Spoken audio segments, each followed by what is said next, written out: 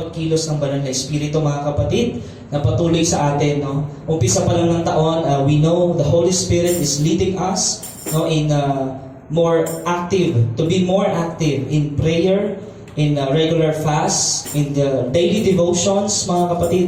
Because bakit kaya tayo nais ng Lord na palalimin at palalimin sa pananampalataya? No? It's because it's a preparation, mga kapatid. Because God wants to bless each and every one of us. Naniniwala po ba tayo doon? Nais ng Diyos tayo pagpalain ng bawat isa sa atin. No? Pero bago yung pagpapala, ano muna? Preparation, yes? Amen. Because yung blessing, minsan, no, or madalas, kapag natatanggap ng taong hindi preparado, ano nangyayari? Nakakalimot. Tama po?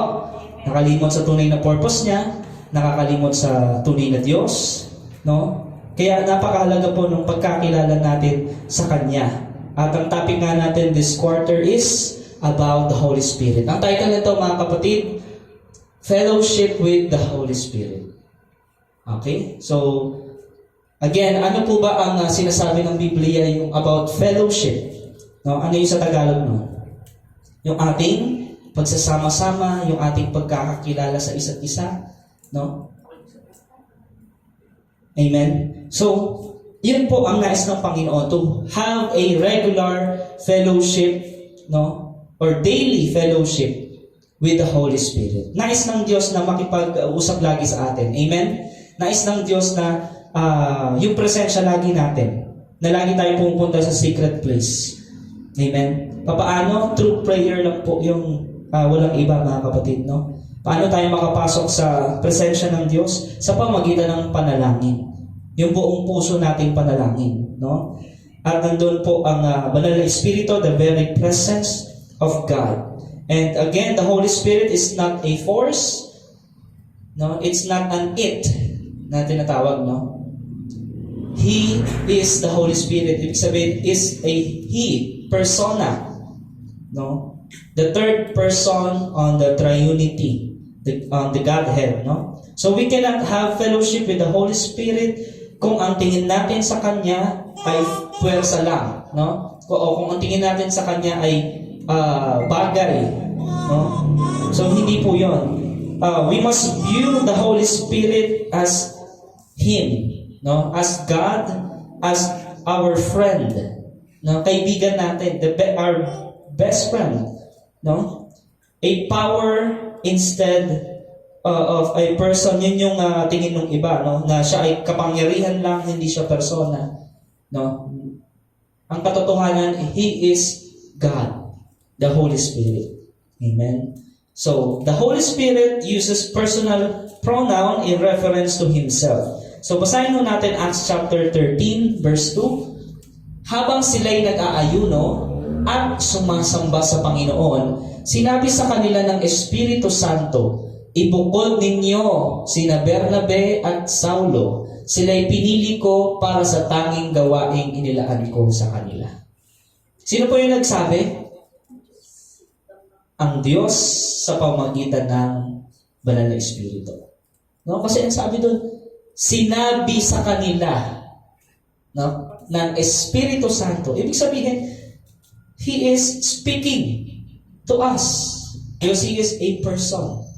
Amen? Hindi yung parang naramdaman lang nila may puwersa na okay, ganito. Hindi. No? Sinabi, ibig sabihin nilagay sa puso nila. No? Kasi po, makikita natin paano nila narinig ang banal na Espiritu, or hindi naman audible voice, no? Yung tinatawag na nangusap sa ating puso. Ano yung ginagawa nila? Nag-aayuno, prayer, sumasamba sa Panginoon. No? Kahit during praise and worship, actually, nangungusap ang Panginoon. Nangungusap ang banal na Espiritu. No? Sa atin, sa bawat isa sa atin. No? Ang ginagawa nila dito is, kumbaga, yung sino yung papadala kasi. No? Sabi doon, pinapanalangin na kung sino yung nararapat doon sa mission, no? Nung church. So, sabi ng Espiritu Santo, ibukod ninyo sino? Bernabe at Saulo. Sila'y Pinili. Sino yung pumipili? Ang Panginoong Diyos, ang banal na Espiritu. Para sa tanging gawain inilaan ko sa kanila. Because Bernabe and Paul or Saulo, they have a gift, no, na para sa tanging gawain lang ngayon na pinapagawa ng Diyos. So, kaya nangusap ang banal na Espiritu para sila'y ipupod. Amen? So, the Holy Spirit uses the personal pronoun in reference to Himself. No? Personal. Persona. No? Basahin din natin yung John chapter 16, 7, beginning at verse 7. Ang sabi doon, subalit sinasabi ko sa inyo ang katotohanan. Ang Panginoong Hesus po ang nagsasalita dito. Ang pag-alis ko'y sa ikabubuti ninyo, sapagkat hindi paparito sa inyo ang patnubay kung hindi ako aalis. Ngunit pag-alis ko, isusugo ko siya sa inyo. Sabi sa verse 7. Doon muna tayo sa verse 7. No? So, para sa ikabubuti po pala. Bakit po? No? Nung kasama pa nila ang banal na Espiritu, ang Panginoong Hesus. No? Wala pa doon ang banal na Espiritu. Hindi pa nila natatanggap ng mga disciples. Kaya ang sabi ng Panginoong Hesus, para sa ikabubuti ninyo. Bakit po kaya sinabi yun ng Panginoon? Kasi mas maraming magagawa ang mga alagad, no? Kung sila ay puspos ng Espiritu Santo. Amen. Kasi yun yung tinatawag na work of the Holy Spirit, no? So, siya ang patnubay. Pag sinabing patnubay, no, sa Greek yung parakletos. He's always on your side. He will guide you. He will help you. No, He will give you wisdom. He will speak to you. Diba? Mangungusap sa iyo para sa kung ano mang dapat gawin sa paglilingkod sa Panginoon. Next verse. Pagdating niya ay kanyang patutunayan na mali ang mga taga-sanlibutan tungkol sa kasalanan, tungkol sa katwiran at tungkol sa paghatol ng Diyos. Amen? Meron kang discernment. No?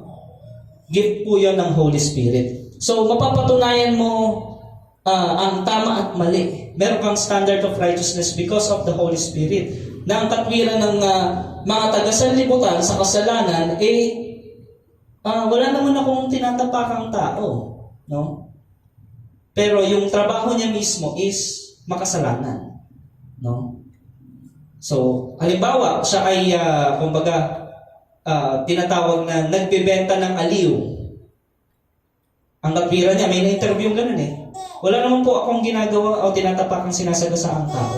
Pero the very nature of the job or of the work niya ay kasalanan. Sa maraming bansa po, ang katwiran ng mundo, prostitution is legal. Alam natin yan? Sa Pilipinas nga, pinipilit nilang ipasa eh. Pero, praise God, hindi napapasa. No? Sa maraming lugar, sa libutan, same-sex marriage ay ginagawa ng legal. Kahit nga dito sa Pilipinas eh, patago, di ba? Patago nilang ginagawa yon. Bakit? Dahil iba yung kanilang pananaw tungkol sa kasalanan. Na mabuti naman ang Diyos. Hindi totoo ang impyerno. Narinig niyo na yun? Maraming sasabi, hindi totoo ang impyerno. Lahat tayo ay pupunta sa langit. No? Narinig niyo na ba yung ganong paniniwala? Kasi yun yung pananaw nila sa kasalanan.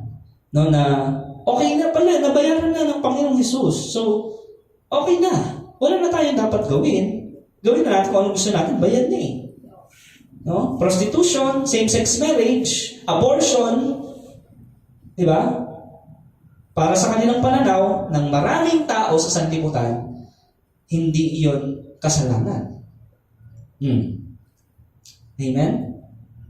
So, ganun ho ang pananaw nila. Pero sabi ng pagdating niya, sinong niya? Ang banal na Espiritu. Patutunayan niya na mali ang mga taga-sanlibutan tungkol sa kasalanan. Tungkol sa pananaw nila sa paghahatol. No? Uy, bakit mo ako ginajudge? Mga Christian, judgmental. Kasi kapag sinasabi mo yung katotohanan at nasaktan, ang talagang dating is judgment, no? Judging. Pero sinabi mo lang naman yung katotohanan patungkol sa Biblia. Na halimbawa, mali ang pagnanakaw, di ba? Mali ang korupsyon, no? Mali yung same-sex marriage, mali yung SOGI bill, no? Pag inilatag mo yon na nakabatay sa Biblia, yan, sabihin nila, gina-judge. No? Karapatan din namin ang kasal. Kasi tao rin naman kami. No? Karapatan daw ang kasal nila.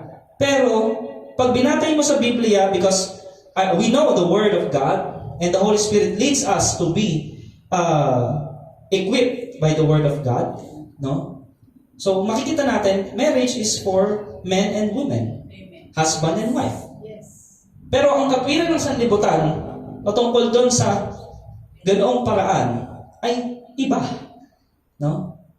So, may nagkakasal ng ganoon, same-sex marriage, because, ibig sabihin, alam mo na hindi Holy Spirit yun. Kasi hindi nakabatay sa standard ng Panginoon, ng kanyang katwiran. Di ba? Sabi doon, tungkol sa katwiran. Madaming katwiran. No? Madaming katwiran sa sanlibutan. Amen? Pero, ano ba ang standard of righteousness? Walang iba kundi yung Word of God. Amen. Amen. So kaya, mapapatunayan natin, malalaman natin kung ano ang tama sa pananaw ng Diyos at kung ano ang karumal-dumal sa paningin ng Diyos because of the Holy Spirit. Amen po mga kapatid. So yun po ang kahalagahan nun. Kaya sa atin, no, halimbawa, yun yung nagdaan na Nazareno na translasyon. Amen. Para sa kanila, ano yun? Tama. Ang dami namin, 6 million point something eh. So, majority wins. Pero pag binatay mo sa Biblia, Hindi lahat. Taliwas. maluwag ang daang patungo sa kapahamakan. At maraming dumaraan dito. Aba, ang dami nga. Diba? So ngayon, alam mo na ang tama at mali. Alam mong mali yun. Bakit? Amen. Yun po ang nakasunod. Pero kapag in-interview mo, mga religious leader, yung mga deboto doon, hindi mali yun. Ito ang tama. Ito ay naghihimala. No? Kung totoong nagtama yun, bakit palala ng palala ang problema sa Pinas patungkol sa kasalanan? Bakit hindi nasusolusyonan ng maraming prosesyon ang kasalanan, no? Nalaganap sa buong Pilipinas. Oh, may mga kumakalat pa nga na, di ba, na picture na habang natraslasyon, may inuman bawat kanto. Si Dolphy Jr., kasali siya dati doon, nagpatotoo siya. Di ba? Na habang nangyayari yun, sa paligid ay may mga inuman. Pero para sa pananaw nila, hindi yun kasalanan. Tama ito dahil celebration ito. Alak, celebration to eh. Naunawaan niyo. Pero pag ikaw ay pinanahanan ng banal na espiritu, hindi mo matatanggap na tama yun eh. Yes. Amen. Hindi mo matatanggap na tama yung ginagawa na yun. At malalaman mo na yun ay mali. Dahil yun ay sinasabi ng banal na espiritu na mali. Amen po mga kapatid. So naunawaan natin ang kahalagahan ng banal na espiritu. Sila rin naman nagsasalita ng banal na espiritu eh. Di ba? Ibig sabihin, nababanggit din naman nila yun eh. Lalo na sa Antanda. Nababanggit din naman, di ba? Ama, Anak at Espiritu Santo. Nababanggit naman nila ang pangalan ng Espiritu Santo. Pero iba yung kilala mo ang Espiritu Santo. Dahil ano ba ang gusto ng Espiritu Santo? Kagustuhan niya ba yun o kagustuhan lang ng tao? No? Sabi nga, di ba, Marcos 7:7, they worship me sa pamagitan ng bibig at ng mga tradisyon. So, hindi yun ang tunay na pagsamba. Yun ay, tawag doon, pagpapaimbabaw. Amen? So, syempre, pag maririnig nila tong gantong preaching, ay, judge. Gina-judge tayo ng mga born again Christian. No? But the question is this the will of God? No? Yung ginagawa bang ganoon, will of God yun? Amen? So, hindi po, mga kapatid. Ang nais ng banal na Espiritu ay tayo ay mag-devotion, yung hindi deboto doon sa kung sinong patron or, di ba? Sinong sinasamba. Kundi sumamba saan? Espiritu at katotohanan. Lalapit tayo sa Diyos in spirit and in truth. Hindi tayo makakalapit sa Diyos sa pamagitan ng mga gawa ng tao na ritual. No? Ang relihiyon po kasi, maraming relihiyon. Anong purpose nun? Para daw makaabot sa Diyos. Pero yung mga relihiyon ba nakaabot sa Diyos? Wala, kahit sa lahat makasalanan. Kaya nga, ang Diyos na ang umabot sa tao. Kasi hindi kayang abutin ng mga relihiyon. Ang relihiyon ay paraan ng tao na umabot sa Diyos. Pero, hindi umabot. Bakit? Hindi yun yung standard of righteousness eh. No? Paano na-revealed yung righteousness ng Panginoon? Sa krus, nung nakapako ang Panginoong Jesucristo. God's righteousness revealed on the cross. Mercy and grace, yun yung pinakita ng Panginoong Jesucristo doon sa cross. Amen? So, yun po ang ating dapat tinatayuan.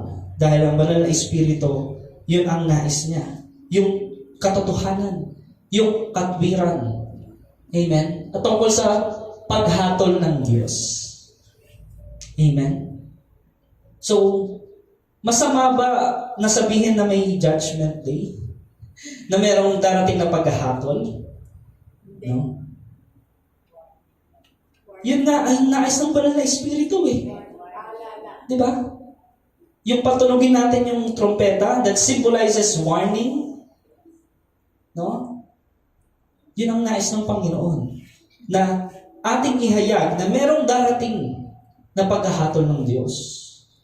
May darating na ibabagsak na puot ng Diyos. Totoo ang impyerno. Totoo ang kaharian ng langit. No? So na, kapag hindi yan nababanggit no, sa mga usapin ng pagkaluluwa, ibig sabihin, malayo.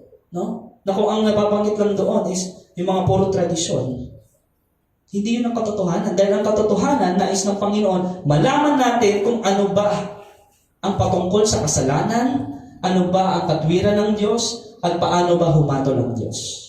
Malalaman lang natin kung tayo'y puspos ng banal na Espiritu. Amen? Next verse. Sabi doon sa verse 13, ngunit pagdating ng Espiritu ng katotohanan, papatnubayan niya kayo sa buong katotohanan. No? Kahit maraming nagsasabi sa iyo ng mga katwiran kuno ng sanlibutan, ng mga gawain ng sanlibutan, pero nataniman ka ng katotohanan. Amen. At yun ay yung pinangahawakan. No? Dahil ang banal na Espiritu ay sumasa iyo. Papatnubayan ka na hindi ka madadaya. No? So kaya dapat tuloy-tuloy. Araw-araw yun eh. Ating fellowship. Kaya nga meron tayong daily devotion eh. No, paano ba makipag-fellowship sa Holy Spirit? Yun nga, prayer. You humble yourselves. Yan ang nais ng Panginoon. In prayer. Ask forgiveness. Ask guidance. And then read the Word of God. Yun ang nais ng banal na Espiritu eh. Amen? At maraming i-reveal siya sa iyo as you read the Scripture. Kaya sabi doon, sapagkat ang sasabihin niya ay hindi mula sa kanyang sarili, kundi ang kanyang narinig. At ipahayag niya sa inyo ang mga mangyayari sa hinaharap. Diba? You will see visions. You will see those warnings from the Holy Spirit. No? Kahit, sabi nga sa ating generation, no? We are the church age tayo, under grace. No? They will dream dreams. Sabi, di ba? They will see visions. Their young men will dream dreams and see vision.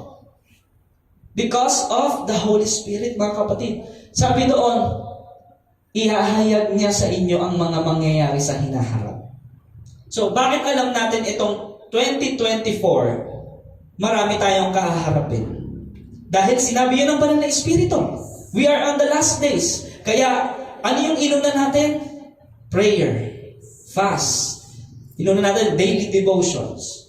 Bakit? It's a preparation eh. Dahil ang nakikita natin na nandito na tayo sa mga huling araw. Amen. Amen. And God wants us to be always awake in the Spirit. No? Kasi kung tulog ka in the Spirit, no? Katulad ni Samson, nakatulog. Pag-gising niya, putol na yung buhok niya. At wala na siyang kapangyarihan. So, kung tutulog-tulog ka sa Christian life mo, maaring madaya ka ni Delilah. Amen, mga kapatid? Yes. Ano yung kahinaan ni Samson? Lust. No? Lust of the flesh. Ang ganda kasi ni Delilah eh. Diba? Yun yung kahinaan niya. Naakit siya. Ayan. Pero kung ikaw ay talagang always have a fellowship with the Holy Spirit, araw-araw, prayer, diba? Daily devotions, fellowship with the Holy Spirit, you're always in the secret place of the Most High. No? Andun lagi yun eh. Intimacy. Close kayo ng Holy Spirit. Hindi ka madadaya kapag ginawa mo yung part mo. Kaso si Samson, nagpakampante siya eh. Kasi, di ba, ilang beses na ako nananalo eh. Ang dami ko ng victory. Ganyan ang nangyayari sa ibang mga Kristiyano. Dahil marami ng tagumpay sa buhay, nakakalimutan na yung fellowship with the Holy Spirit. No? Halimbawa, ganitong gawain. Prayer meeting, diba? Midweek service, we gather in this place. Is this fellowship with the Holy Spirit? Yes. 2 or 3 gathered in my name, I am in the midst of them. Sino yung I am? Ang Diyos. Presensya ng Diyos. Presensya ng Diyos, the very presence of God in our age is the Holy Spirit. Amen? Sa ating panahon ngayon. Sasabihin niya kung ano yung mga bagay na mangyayari. Ayan. So, sa nangyaring mga gawain na yan, tradisyon na yan, diba? Yung translasyon na yan, hindi lang yan dyan sa Quiapo, diba? Maging dito sa atin, at sa iba't iba pang mga parte ng bansang Pilipinas. 2024, mga kapatid, may mangyayari sa Pilipinas. Dahil it's a curse. No? Kaya, sino yung hinahanda? Sino yung hinahanda ng Diyos? Ang tunay na mga Kristiyano, ang tunay na mga iglesia ng Diyos. No? Para manalangin sa ating bansa. Para patuloy na ihayag ang katotohanan that we must be always led by the Holy Spirit. Amen? So, nang sa gayon, may buhay na pag-asa ang ating bansa. Diba? So, nung nakaraan, diba sa SOG, nabanggit din yun? Yes. Talagang pinapasok ng mararahas na tao, di ba? Ang mga gawain ng Diyos. Katulad ng panahon ni John the Baptist. Amen? Nung ginawa kay John the Baptist, kinulong siya. Tama? Kasi nagsasabi siya na katotohanan. So, ganoon po yun, mga kapatid, sa buhay natin Kristiyano. There will be persecutions, kahit kamag-anak mo pa, Yes. mahal mo sa buhay. But the point is, are you willing to stand for the truth? Amen. Are you willing to stand for Jesus? Amen. No? Kasi hindi naman nila alam yun eh. Kumbaga, parehas dun sa panalangin ng Panginoon Jesus sa krus, at saka yung panalangin ni Stephen bago siya mamatay, Father, forgive them, for they do not know what they are doing. Hindi nila alam naman ang sinasabi. Wala pa silang kamulatan sa katotohanan. Hindi pa sila malaya. Sila ay alipin ng tradisyon at ng maling katuwiran ng sanlibutan. So, we pray for them. Yun ang nais ng banal na Espiritu. Tama po ba? We pray for those blind men, di ba, na nadadaya ng diablo, no? Gawain niya ng diablo. So, tayo po, mga kapatid, we are called. No? We are chosen. Tinawag ka lang ba o pinili ka din? Yes. Kasi marami tinawag. Marami tinatawag talaga. Amen? Pero, kaunti yung napili. Lahat naman tinatawagan ng Diyos eh. Nananawagan ng Diyos. No? Nananawagan ng Diyos sa pamamagitan din ng kanyang mga anak. And, sa pagkilos ng banal na Espiritu. Pero, marami hindi naman tumutugon eh. Because of tradition, because of sayings na, dito na ako nagising, dito na ako mamatay. Diba? Ito na yun eh, na pinamana sa amin ng kanununian namin. So, kahit mali, pangahawakan pa din. Pero, once na ikaw ay na-born again, no, at ang banal na Espiritu ay nanaan sa iyo, you will know the truth. Amen. And the truth will set you free. Makakalaya ka doon sa mga bagay na yon sa sanlibutan. Amen? Praise the Lord. At ano pang sabi? Sa 14, pararangalan niya ako sapagkat tatanggapin ng Espiritu mula sa akin ang ipahahayag niya sa inyo. Amen? Sabi ng Panginoong Jesus. So, ang isa talaga sa palatandaan na puspos ang ang isang tao ng banal na Espiritu, ang laging pinaparangalan niya ay ang pangalan ng Panginoong Jesus. Amen? Hindi nung nanay niya, or nung apostol niya, or nung kung sinong patron ang pinaparangalan. Amen? No other name but Jesus. Amen? So yun po. Next, ang sabi doon sa verse 16 to 17, dadalangin ako sa Ama upang kayo bigyan niya ng isang pagpatnubay na magiging kasama ninyo magpakailanman. Amen? Siya ang Espiritu ng katotohanan na hindi matanggap ng sanlibutan sapagkat siya ay hindi nakikita ni nakikilala ng sanlibutan. Ngunit nakikilala ninyo siya sapagkat siya'y nasa inyo at siya'y mananatili sa inyo. Hindi po nangingiwan ng banal na Espiritu. Amen.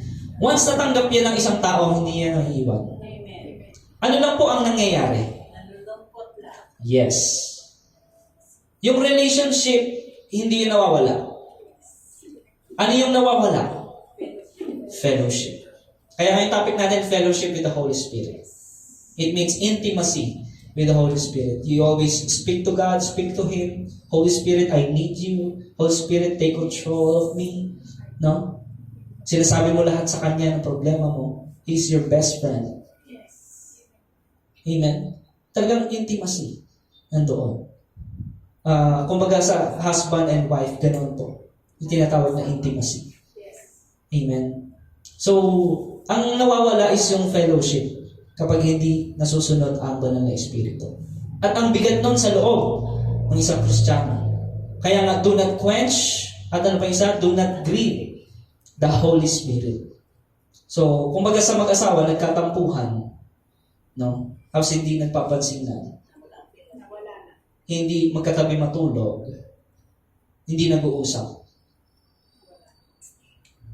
Amen? Wala yung fellowship. Pero, mag-asawa pa rin yun. Yes. May relasyon pa din yun. Yes. No?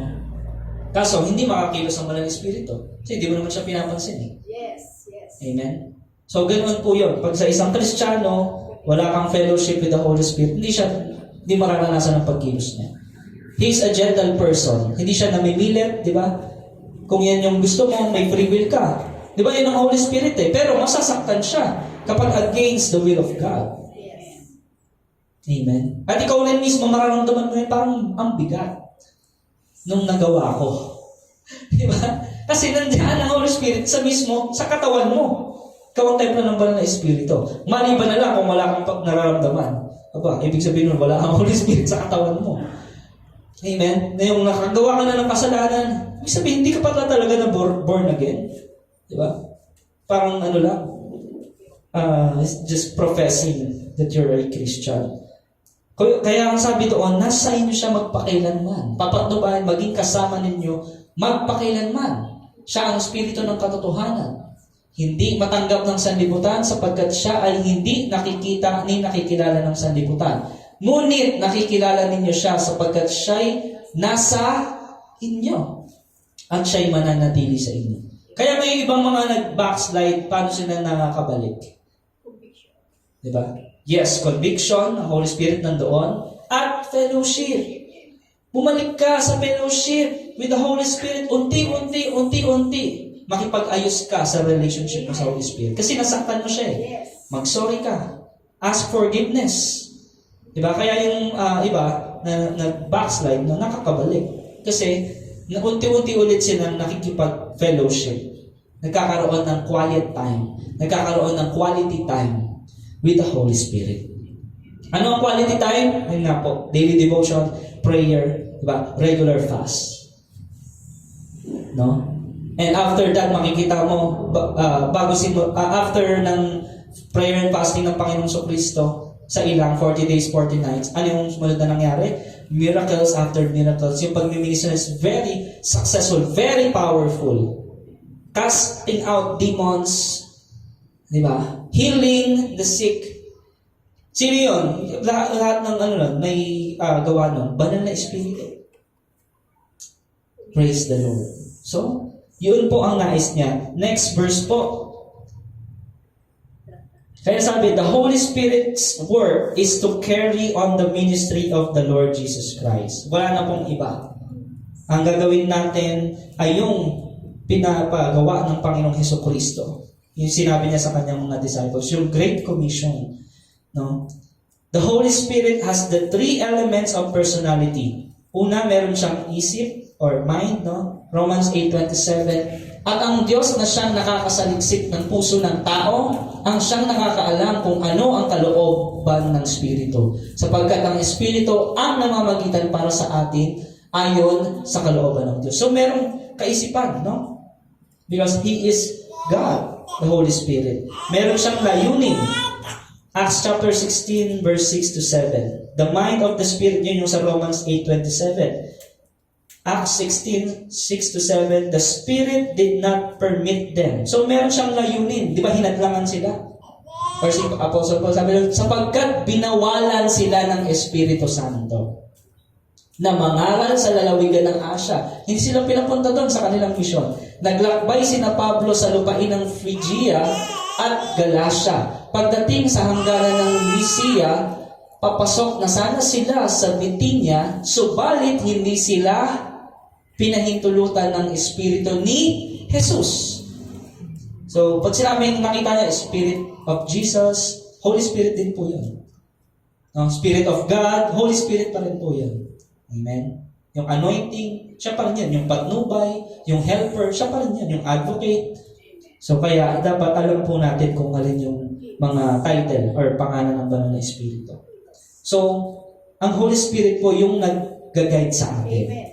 Kung dapat bang ituloy, kung dapat bang pumunta, ano ba dapat pagmitingan, ano ba dapat upuan at pag-usapan, ano ba ang mga priorities ng ministry, ng church, no? Ano ba ang layunin, di ba? So, ganun ho yun. Doon po kumikilos ang banal na Espiritu. And as we worship, as we pray, He will guide us na ito yung unahin nyo. Amen. Amen. Di ba? Ito yung mga ipag-pray ninyo. Ang banal na Espiritu ang mag-ano nun eh. Mag-i-instruct sa atin eh. Amen. Ito yung dapat na gawin ninyo sa taong ito. Umpisahan nyo, prayer and fasting, do regular devotions, diba?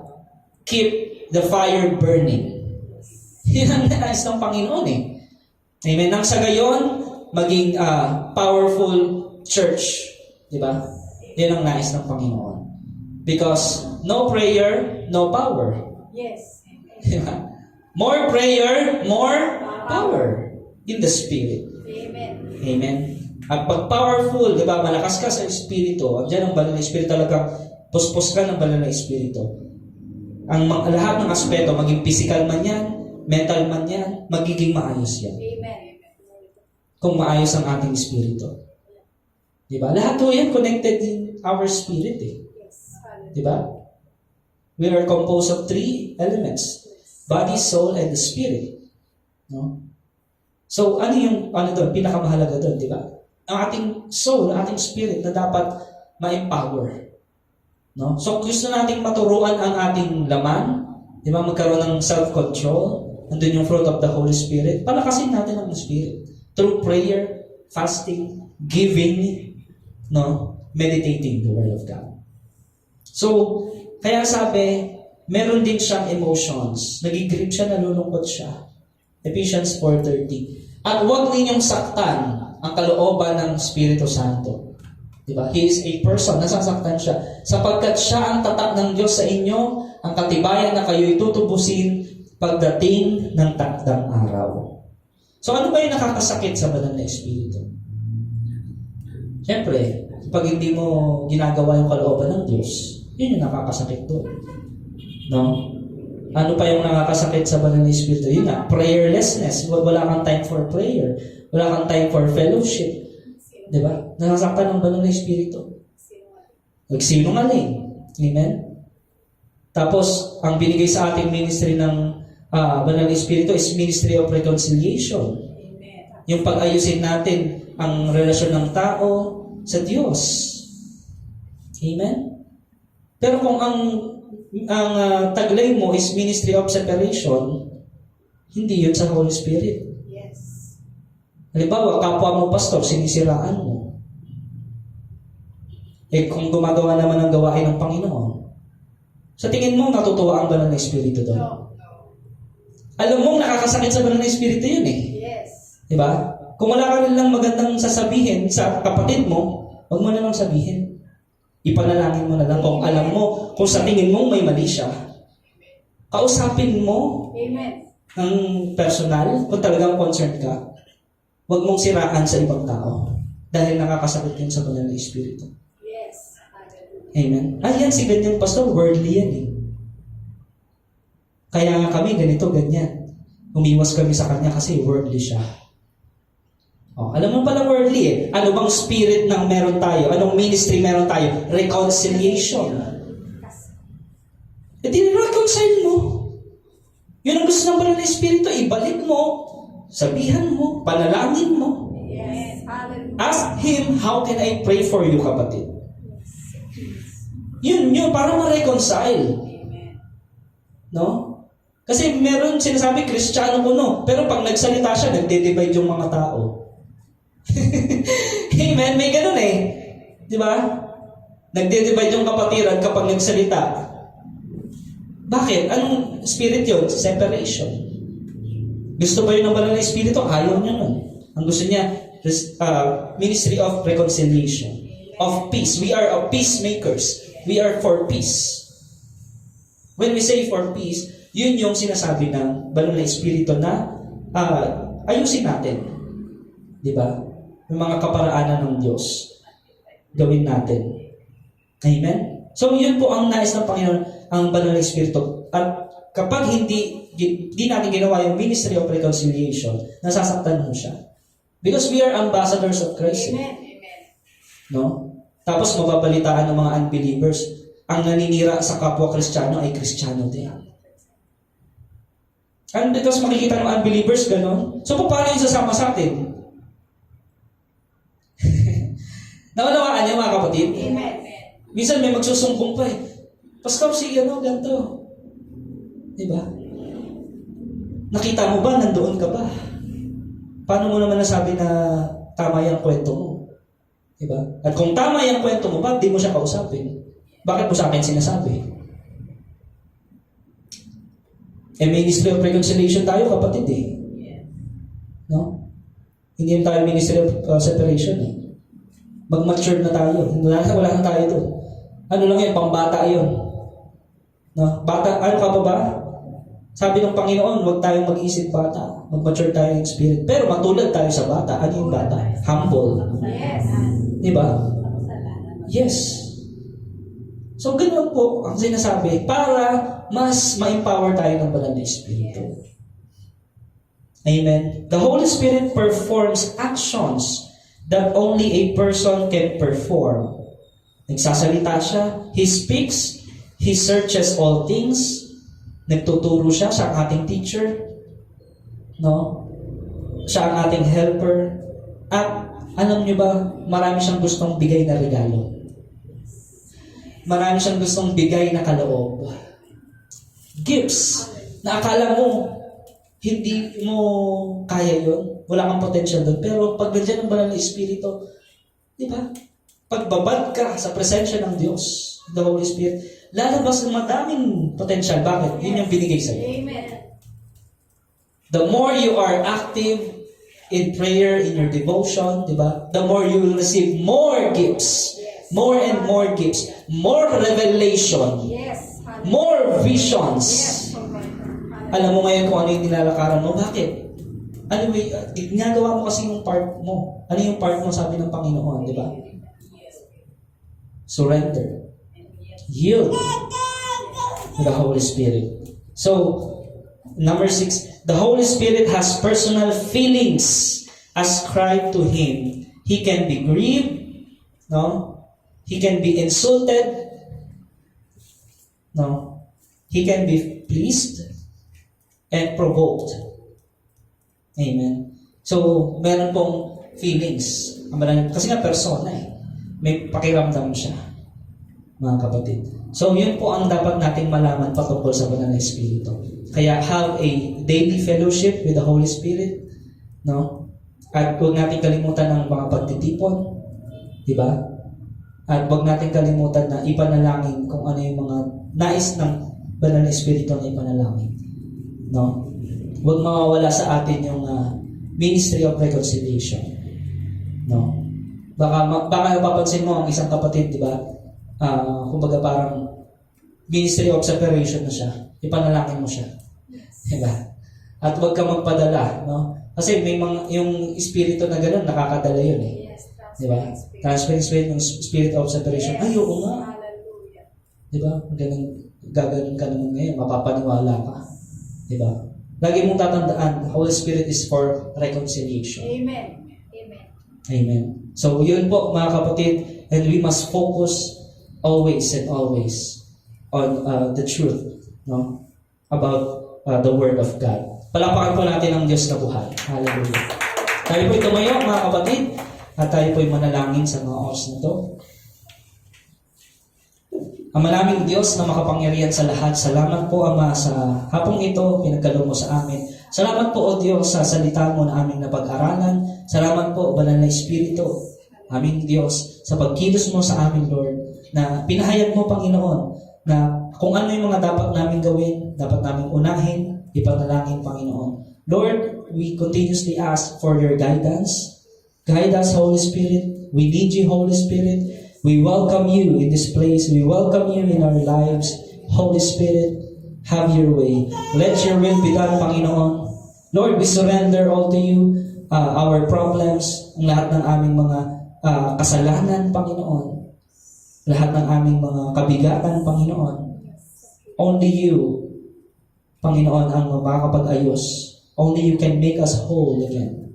Salamat po, O Diyos, sa iyong pag-ibig at patuloy, Lord, na sa iyo po namin tinataas ang aming bansa. Panginoon, pagkilos mo sa aming mga leaders. Lord, have your way in our nation. Nawa ay magkaisa ang mga tunay na mananampalataya, Panginoon. Patuloy kang kumilos sa mga churches, Panginoon, hindi lang dito sa Cavite, kundi sa buong bansang Pilipinas.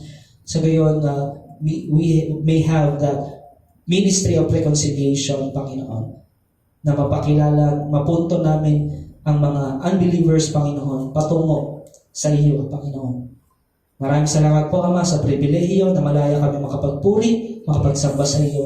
Salamat po sa iyong pag-ibig, Ama. We give you all praise, all glory, and honor in the mighty name of Jesus Christ and by the power of the Holy Spirit. Yes. We say, Amen and Amen. Praise God.